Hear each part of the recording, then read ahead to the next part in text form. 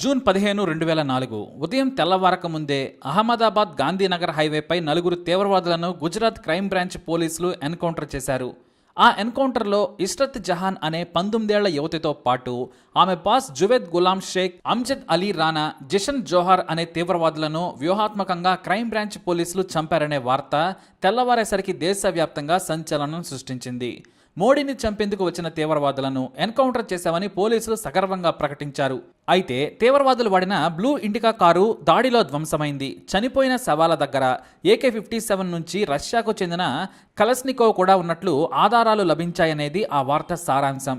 అయితే ఇష్రత్, జువేద్ కాకుండా మిగతా ఇద్దరు అంటే అమ్జద్, జిషన్లు పాకిస్తాన్కు చెందిన వారని తేల్చారు. ఇంతవరకు బాగానే ఉంది. కానీ ఆ తర్వాతే ఈ ఇష్రత్ కేసు దేశ రాజకీయాలను ఊపేసింది. ఇష్రత్ ముంబైలోని ముంబ్రాకు చెందిన యువతి అని తేలింది. ఆమె తండ్రి షమీం రజా చనిపోయిన తర్వాత కుటుంబ భారం ఆమె మీద పడింది. 7 సంతానంలో ఇష్రత్ రెండో అమ్మాయి. డిగ్రీ చదువుతూ ట్యూషన్లు చెబుతూ కుటుంబానికి తోడుగా ఉంటుంది. అయితే ఆ తర్వాత జవేద్ దగ్గర అకౌంటెంట్గా చేరింది. ఇతనిది కేరళ. బిజినెస్ పని మీద ఇష్రత్ అతనితో పాటు వెళ్లేది. జూన్ 12న నాసిక్ నుంచి ఇష్రత్ తన తల్లికి ఫోన్ చేసింది. తాను నాసిక్లో ఉన్నానని చెప్పింది. కానీ 3వ రోజే తీవ్రవాది అని అహ్మదాబాద్ పోలీసులు కాల్చి చంపేశారు. ఈ ఎన్కౌంటర్కు సూపర్ కాప్ గా పిలిచే వంజరా నాయకత్వం వహించారు. ఈయన్ను ఎన్కౌంటర్ స్పెషలిస్ట్ అంటారు. అయితే తన కూతురు తీవ్రవాది కాదని ఇష్రత్ తల్లి కోర్టును ఆశ్రయించింది. ఇక మరోవైపు మహారాష్ట్ర పోలీసులు ఇష్రత్ నిజంగా తీవ్రవాదేనా అని విచారణ జరిపారు. ఆమె తీవ్రవాది కాదని విచారణలో తేల్చారు. దీంతో ఈ కేసు నకిలీది అని దేశవ్యాప్తంగా ప్రతిపక్షాలు హోరెత్తాయి. కానీ ఈ లోపే పాకిస్తాన్లోని లాహోర్ నుంచి వచ్చే లష్కరే తోయిబా పత్రిక గజ్వా టైమ్స్ సంచలన వార్త ప్రకటించింది. ఇష్రత్ తమ తీవ్రవాద సంస్థ మనిషినని తేల్చింది. దీంతో వివాదం లేకుండా అంతా సాఫీగా సాగింది. పోలీసుల కథనాలను అంతా నమ్మారు. 2004లో ఆగస్టులో ఇష్రత్ తల్లి హైకోర్టును ఆశ్రయించి ఫేక్ ఎన్కౌంటర్లో తన కూతురును చంపారని కేసు వేసింది. ఇక్కడ నుంచి ఇష్రత్ కథనే కాదు, పోలీసులు, నాయకులు సాలిడ్ గేమ్స్ ఆడారు. ఓవైపు పోలీసులు, మరోవైపు నాయకుల ఆరోపణలలో అసలు నిజమేదో తెలుసుకోవడానికి సామాన్య జనం జుట్టు పీక్కుంటున్నారు. ఎందుకంటే ఎన్కౌంటర్ సమయంలో అంతా కూల్గానే ఉంది. ఇక్కడ నుంచి కథ సినిమాను తలపించేలా ట్విస్టులు, టర్నులు తీసుకుంది. అధికారం ఉంటే నివేదికలు, విచారణలు మారిపోతాయి. చివరకు తీర్పులు కూడా మారుతాయని కొంతమంది తీవ్రంగా విమర్శించారు. ఎందుకంటే గుజరాత్ హైకోర్టుకు జూన్ 8, 2006న పరీక్షిత గుర్జార్ అనే మహిళ సెల్ అసిస్టెంట్ కమిషనర్ కోర్టుకు ఒక నివేదిక సమర్పించారు. ఈ ఎన్కౌంటర్ చాలా పర్ఫెక్ట్గా జరిగిందని, ఇది నకిలీది కాదని తేల్చింది. దేశ భద్రతను అధికారులు కాపాడామని ఆమె గుజరాత్ పోలీసుల తరపున కోర్టులో అఫిడవిట్ సమర్పించారు. కానీ అది ఎందుకు నకిలీయో చెప్పేందుకు ఇష్రత్ తరపు న్యాయవాది తీవ్రంగా వాదించారు. ఎన్కౌంటర్ సమయంలో కాల్పులకు, వారి శరీరంలో ఉన్న బుల్లెట్లకు పోలికలే లేవు. బయట చంపి తీసుకొచ్చి అక్కడ పడేశారని వాదించారు. ఇక పోస్టుమార్టం నివేదికలో కూడా అదే తేలడంతో court metropolitan magistrate SP Tamang ఆధ్వర్యంలో కోర్టు కమిటీ వేసింది. సుదీర్ఘ విచారణ అనంతరం SP తమంగ్ సంచలన నివేదిక ఇచ్చారు. ఇష్రత్ జహాన్ను నకిలీ ఎన్కౌంటర్లో చంపారని తేల్చారు. ఇష్రత్తో పాటు జవేద్ను ముంబైలో కిడ్నాప్ చేసి అహ్మదాబాద్ తీసుకొచ్చారు. ఆ తర్వాత ఒక ఫామ్ హౌస్లో ఉంచి జూన్ 15న హత్య చేసి ఎన్కౌంటర్ అని చెప్పారు. కేవలం ప్రమోషన్లు, రివార్డుల కోసమే కాదు, నాటి సీఎం నరేంద్ర మోడీ దగ్గర నుంచి అందరూ కూడా మంచి పేరు తెచ్చుకోవాలని 4 అమాయకులను చంపారని తమింగ్ ఒక నివేదిక ఇచ్చారు. అంతేకాదు ఎన్కౌంటర్లో క్రైమ్ బ్రాంచ్లో కీలకంగా ఉన్న వంజరా, అతని అసిస్టెంట్ ఆఫీసర్ అమీన్లు సోహ్రబుద్దీన్ ఎన్కౌంటర్ కేసులో జైలుకు వెళ్లారు. అలా నకిలీ ఎన్కౌంటర్లు చేసి పేరు ప్రఖ్యాతులు పొందాలనే తపనలోనే చేశారని నివేదిక ఇచ్చారు. ఇందులో 10 మంది అధికారుల పాత్ర ఉందని తమంగ్ 245 పేజీల నివేదికను కోర్టుకు సమర్పించారు. ఇక గతంలో పాకిస్తాన్ లష్కరే పత్రిక గజ్వాన్ టైమ్స్లోని కొంతమంది జర్నలిస్టులు అత్యుత్సాహంతో ఇష్రత్ తమ వ్యక్తి అని చెప్పామని, ఆమెకు మాకు ఎలాంటి సంబంధం లేదని ఆ టైంలో ప్రకటించింది. తొందరపాటుతో మా వాళ్లు తప్పు చేశారు, క్షమించాలని ఇష్రత్ తల్లిని కోరింది గజ్వాన్ టైమ్స్. తమంగ్ రిపోర్టును గుజరాత్ సర్కారు తప్పుపట్టింది. పరిధి దాటి ఆయన వ్యవహరించారని సీరియస్ అయింది. ఆ తర్వాత నాటి UPA గవర్నమెంట్ ఇష్రత్ లష్కరే తీవ్రవాది కాదని మొదట అఫిడవిట్ను వెనక్కి తీసుకుంది. దీంతో రాజకీయ దుమారం చెలరేగింది. గుజరాత్ పోలీసులు నకిలీ ఎన్కౌంటర్ చేసి మోడీని నేషనల్ లీడర్ చేయాలనుకుంటున్నారని కాంగ్రెస్ ఆరోపించింది.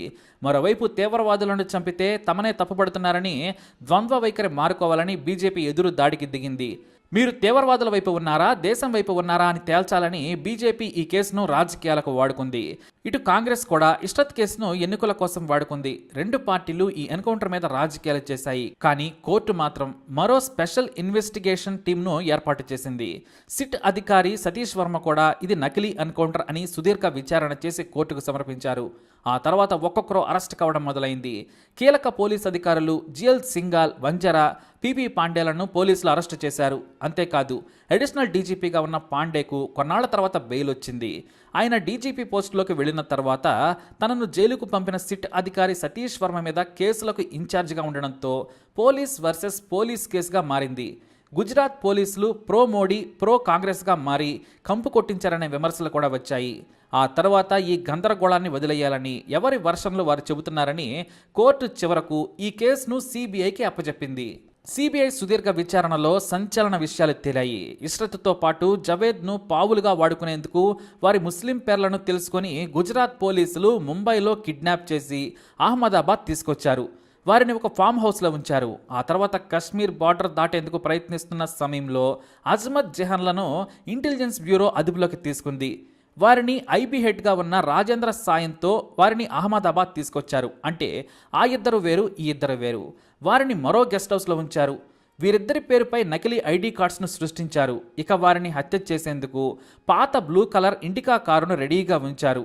క్రైమ్ బ్రాంచ్లోని ఆయుధాలను తీసుకొచ్చి ఇండికా కారులో వేశారు. ఇక ఎన్కౌంటర్ సమయంలో ఎదురు తిరుగుతారేమోనని ముందే వారికి మత్తుమంది ఇచ్చారు. ఆ తర్వాత వారిని జూన్ 15 ఉదయాన్నే హైవే మీదకు తీసుకొచ్చి కారులో వేసి కాల్పులు జరిపారు. హోరాహోరీ కాల్పులు జరిగాయని చెప్పారు. దాదాపుగా 175 రౌండ్ల బుల్లెట్లను వాడారు. అయితే బాడీలో ఉన్న బుల్లెట్లకు పోలీసుల దగ్గర ఉన్న ఆయుధాలకు లింకే లేదు. 9mm గన్ కూడా ఎక్కడుందో తెలియదు. ఇక ఫోరెన్సిక్ నివేదికను కూడా మార్చేందుకు ప్రయత్నించారని సిబిఐ కొంతమందిని అరెస్టు చేసింది. తీవ్రవాదులు కాల్చారని చెబుతున్న బుల్లెట్లు ఎక్కడా దొరకలేదు. కారుతో పాటు క్రైమ్ సీన్ను రీకన్స్ట్రక్షన్ చేస్తే నివేదికకు, అధికారుల మాటలకు అసలు పొంతనే లేదు. ఎన్కౌంటర్లో చనిపోయిన వారికి తీవ్రవాదులతో సంబంధాలున్నాయని ఒక్క ఆధారం కూడా పోలీసుల దగ్గర లేదని సిబిఐ తేల్చింది. పోలీసులు కూడా కూల్గా చంపి ఎన్కౌంటర్ పేరు పెట్టారని సిబిఐ 1500 పేజీల నివేదిక ఇచ్చింది. దీంతో నాటి గుజరాత్ సర్కారుకు, యూపీఎస్ సర్కారుకు మధ్య విమర్శలు చెలరేగాయి. నాటి కేంద్ర హోంమంత్రి చిదంబరం ఒత్తిడితోనే గుజరాత్ను అప్రతిష్టపాలు చేసేందుకు బీజేపీకి చెడ్డ పేరు వచ్చేలా చేశారని ఆరోపించారు. అయితే ఈలోపు పాకిస్తాన్లోని డ్రగ్ డీలర్, లష్కరే తీవ్రవాది, అమెరికాకు చెందిన డేవిడ్ హెడ్లీ ఎఫ్బీఐకి కీలక సమాచారం ఇచ్చాడు. ఇష్రత్ తమ మనిషేనని చెప్పుకొచ్చాడట. ఇది అసలు సంచలనం. ఎందుకంటే ఎక్కడ ఇష్రత్, ఎక్కడ హెడ్లీ అనేది ఎవ్వరికీ తెలియదు. ఇక మరోవైపు ఎన్ఐఏ విచారించిన సమయంలో డేవిడ్ హెడ్లీని ఇష్రత్ గురించి విచారించారా లేదా అనేది కూడా తెలియదు. కానీ డేవిడ్ హెడ్లీ మాత్రం క్లియర్గా చెప్పాడని, ఇష్రత్ తమ మనిషేనని, తీవ్రవాద సంస్థతో కలిసి పనిచేస్తుందని 2016లో చేసిన కమెంట్స్తో కేసు మళ్లీ మొదటకొచ్చింది. ఇక అంతకుముందే బీజేపీ కేంద్రంలో అధికారంలోకి వచ్చేసింది. ఆ తర్వాత పోలీసులంతా ఒక్కొక్కరుగా క్లీన్గా బయటపడ్డారు. ఈ కేసు నుంచి ఆరోపణలు ఎదుర్కొని జైలు పాలైన వారంతా కూడా యథావిధిగా తమ పనుల్లోకి తాము వెళ్లిపోయారు. ఈ మధ్యలో ఇష్రత్ ఎన్కౌంటర్పై జరిగిన ఇన్నేళ్ల విచారణ, ఆరోపణలు, ప్రత్యారోపణలు కేవలం ఒక తమాషాగా మిగిలిపోయాయి. ఇంతకీ ఇష్రత్ తీవ్రవాదేనా అంటే కీలకమైన ఆధారం మాత్రం లేదంటారు విమర్శకులు. ఎక్కడో డేవిడ్ హెడ్లీనో, మరెక్కడో ఎవరో చెబితేనో తీవ్రవాది అనడం కరెక్ట్ కాదు. ఆశ్చర్యకరమైన విషయం ఏంటంటే ఇష్రత్తో పాటు నలుగురిని కూడా ఎలా చంపాలనే దానిపై నాటి గుజరాత్ మంత్రి ప్రఫుల్ పటేల్తో పాటు నాటి సీనియర్ ఆఫీసర్లు సింగాల్ సహా ఇతర అధికారులు చర్చించిన ఆడియో టేప్ కూడా బయటకు వచ్చిందని తెహల్కా సంచలన కథనం ప్రచురించింది. ఇక సిబిఐలోనే కాదు, ముందు పనిచేసి ఇది ఫేక్ ఎన్కౌంటర్ అని తేల్చిన కొంతమంది ఎదురు తిరిగి ఒత్తిడి తట్టుకోలేక చేశామని చెప్పడం కోసమేరపు. అసలు ఇష్రత్, జవేద్లను పక్కన పెడితే మిగతా ఆ ఇద్దరు ఎవరు? నిజంగా తీవ్రవాదులతో సంబంధాలుంటే ఎలా పట్టుకున్నారనేది కూడా ఒక మిస్టరీయే. కానీ చివరకు మాత్రం ఎన్కౌంటర్గానే ఉంది. అంతా క్లీన్గా బయటపడ్డారు. జనాలు కూడా ఆ కేసును మరిచిపోయారు.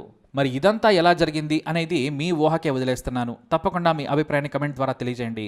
అలాగే ఇలాంటి ఇన్ఫర్మేషన్స్ కోసం ఈ వీడియోని లైక్ చేయండి, షేర్ చేయండి, మా ఛానల్ని సబ్స్క్రైబ్ చేసుకోండి.